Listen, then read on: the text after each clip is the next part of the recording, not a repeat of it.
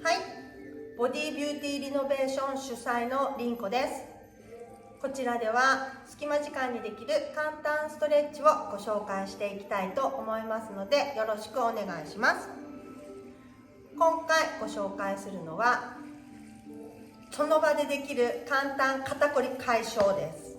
肩こりを簡単に解消していきたいと思います。では早速右側からいきます。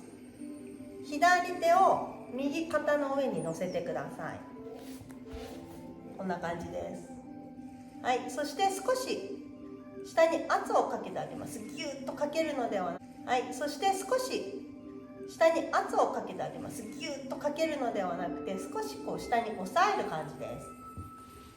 はい、そして右手を右肩に乗せていきます。この横のとこですね。はい、そしたら前からいきましょう。前から1、2、3、4、5。はい、後ろに行きます。1、2、3、4、5。はい、これだけで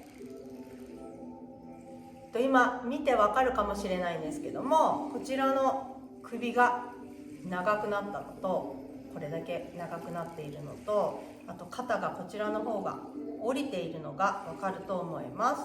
これはここら辺のこりが解消されたのと、あと上がってた肩が下りたので楽になってます。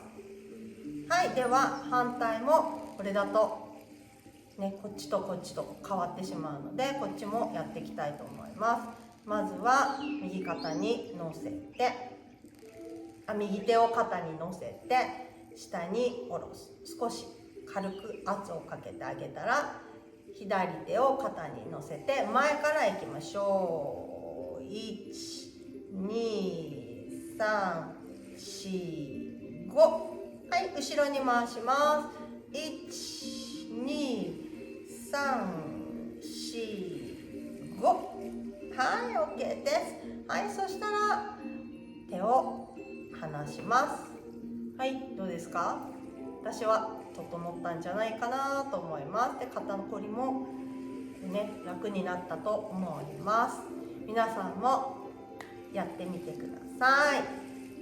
では今回は簡単肩こりをご紹介させていただきました。